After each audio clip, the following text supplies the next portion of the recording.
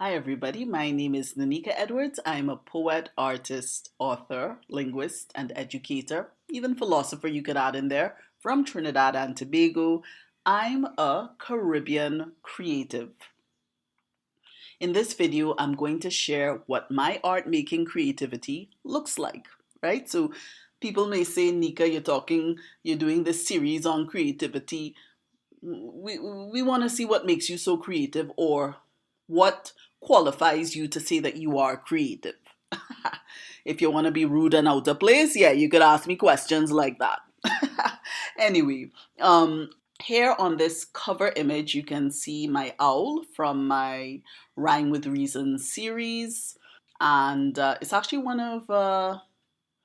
it seems to be one of the favorites from that particular collection among my followers. People really like the owl, especially kids. Kids really gravitate towards this owl. A lot of them have said that the way the eyes look, the owl looks like I don't know, kind of like he's got a bit of attitude. Kids like that. Anyway, let me show you some of my artwork so that you can see what makes me creative, what I think makes me um, what makes me credibly creative as an artist. So first of all, my style is conceptual. I tend to do what I think is called conceptual art, which is like the across. It's like it's like the midpoint between abstract art and realistic art. So my art isn't completely realistic, but it's not completely abstract either. So it's semi-abstract. I believe it's what would be called conceptual art. So here you can see I think it's called a hula dancer from the Hawaiian Islands, I think. I hope I'm getting that right. Please forgive me if I'm not. But as you can see, this is totally conceptual, but you can tell exactly what she is, what this is depicting, even though the image has no concrete upper body portion. You know what you're looking at, right? So this is conceptual art. It's not completely realistic, but you can tell what you're looking at. And, I personally feel that this type of art, maybe I'm biased, but I don't think so. I feel like this type of art is the most creative type of art. Yes, realistic art, yes, it's creative, but I mean, to look at something that exists and then depict it as it is, I don't feel like that's particularly creative. Although yes, you have to know which paints to mix and how to get the right colors to make it look real, even though what you're depicting in and of itself is not real and blah blah blah. But I feel that realistic art is it doesn't have as much imagination, right? Even like those hyper realistic pieces of art, I always wonder, why would somebody buy a hyper realistic piece of art? Like, isn't it easier to just take a photograph and, like, I don't know, maybe I'm too, I don't know, maybe I'm too basic in how I think about these things. I don't know, but to me, hyper realistic art doesn't make any sense. Don't make any sense to me. And as for abstract art, um yes, it could be imaginative, but how does it speak to somebody? I don't think abstract art always speaks to people on a deep level because you have to work so hard to figure out what's actually being said in the first place. So I really feel like conceptual art is perhaps the most creative form of art, and the most palatable of the visual art forms because it speaks to you in an interesting way. And I would like to believe for the viewer that it stimulates some part of their brain that is creative, that is capable of abstract thought on a certain level. I don't know if that makes sense, and I don't even know if that's scientific, but that's what I think. What do you think about that? Do you agree with me? Okay, moving on. My style of art, my signature style is minimalist. So people may say, well, how does that make you creative? Well, I've had people tell me, wow, how do you make simple things look so appealing? I don't think I could do that. For most people, they consider what is complex easier. I'm not sure why, because to me, simple is simpler, but for a lot of people, complex is easier. And to make things simple is harder. I'm not sure why. Maybe somebody could explain in the comments how that works for you if you think along those lines. But my style is minimalist, and for most people, it's actually very challenging to produce something beautiful, appealing that is really, really simple. I mean, look at this. This is just a cute little black girl next to uh next to some ice cream, like a sundae. And it's very simple, but you know exactly what you're looking at. So this is my typical signature style, and I do believe that simplicity is the essence of creativity. Simplicity is the essence of creativity, and we can see that clearly right here in this illustration. Okay. I believe in making much of little, and again, that goes along with my minimalist style. So this is a piece of art that I did with some kindergartners a couple years ago. Now it's 2024. I probably did this in 2021 or 2022. I think 2021 maybe. And as you can see, this is mainly composed of circles. It's an overhead view of Caroni Swamp in Trinidad. The Caroni Bird Sanctuary, I think is maybe what it would be called if I'm getting that right. The Caroni Swamp, anyway. Caroni Swamp. So you have the overhead view of the treetops. I just use circles. We're teaching the kids shapes. You know, that was my theme for the term, for that particular school term. And as you can see, including the birds' heads, and those birds are can Trinis tell me? Yeah, scarlet ibis. So including the birds' heads and the treetops, this is mainly composed of circles, but the way it's composed makes it a very interesting piece of art, I think. And then you've got the Caroni River flowing through that. So making much of little is not always easy, you know, it's not always easy. It doesn't come naturally to most people.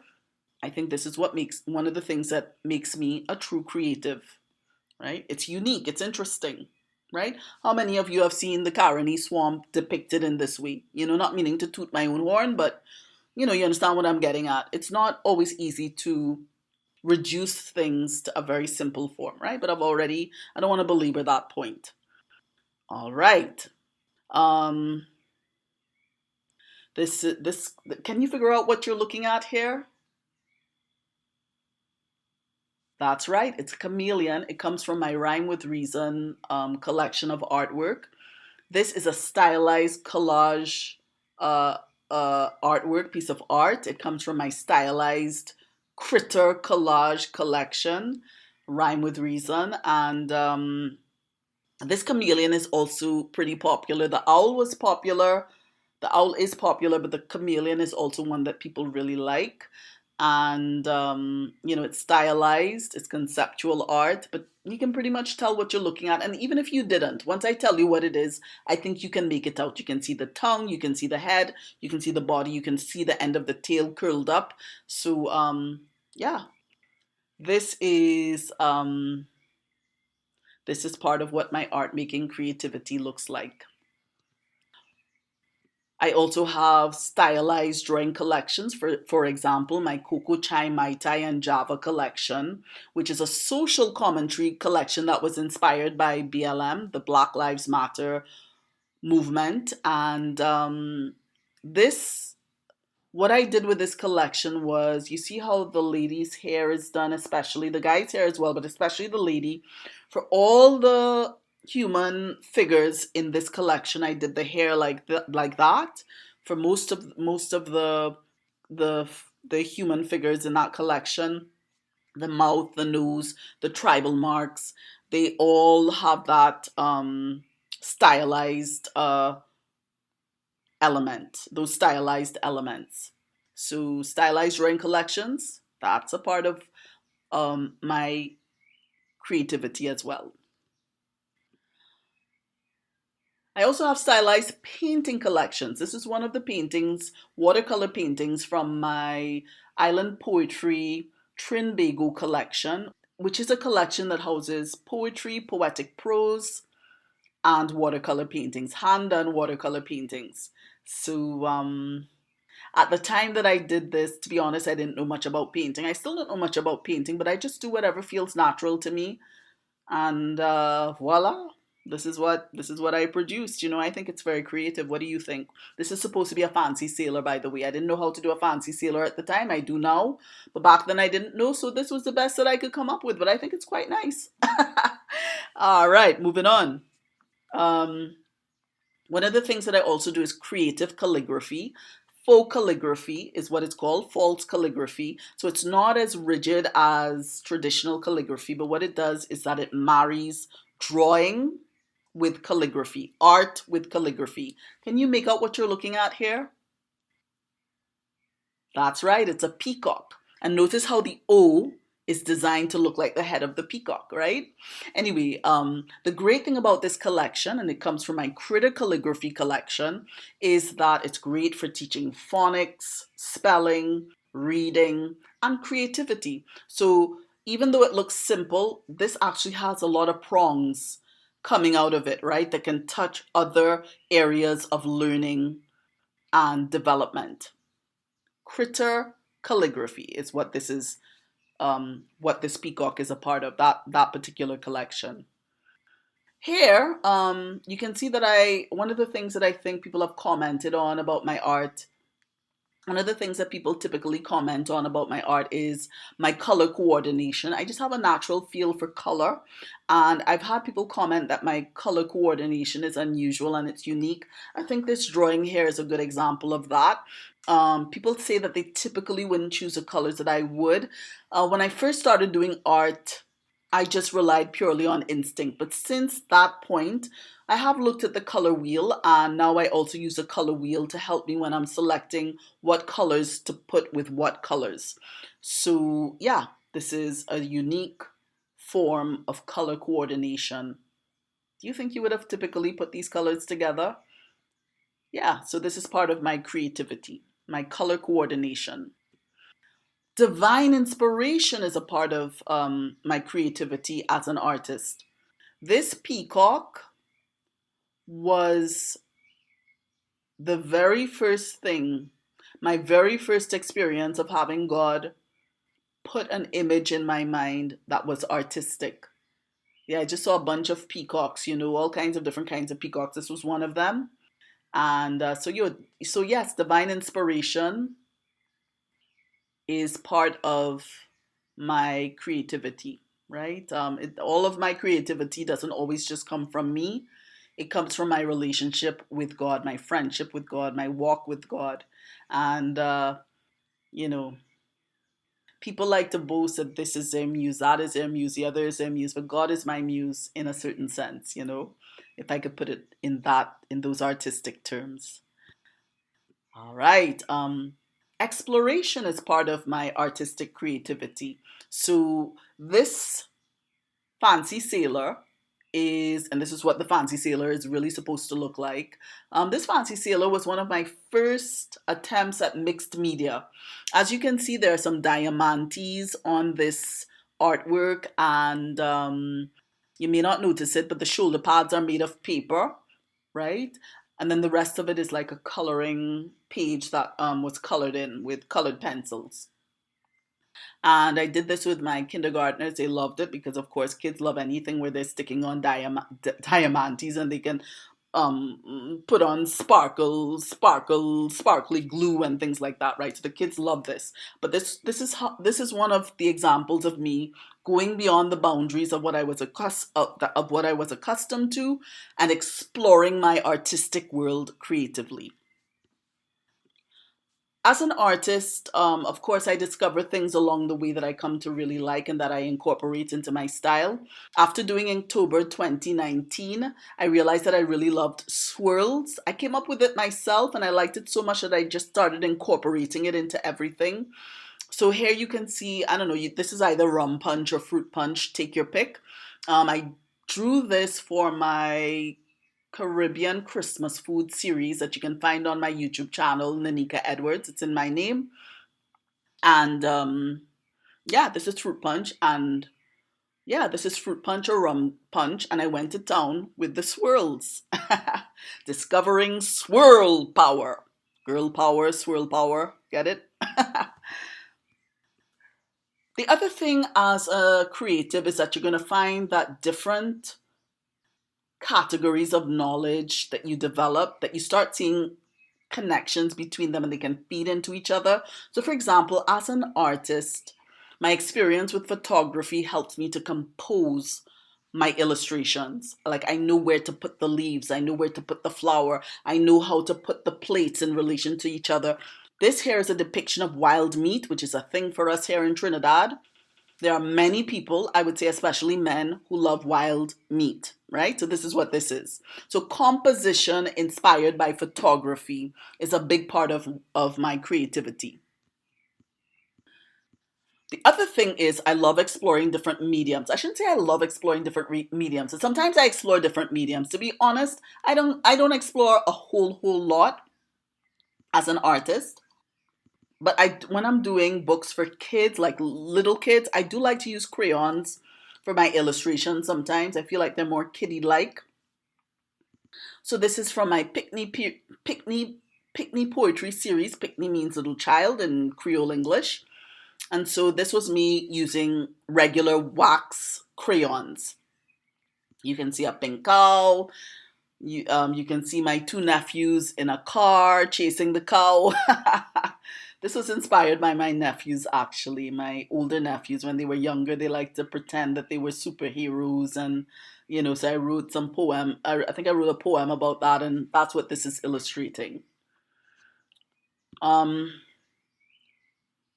my creativity, my artistic creativity is full of kitty-like sweetness. And here you can also see crayons, but not wax crayons, but oil pastels, which are like, is it oil pastels I used here? Yeah, I think it's oil pastels. They're like crayons. They have that waxy effect, but they're not exactly like wax crayons. They're oil pastels.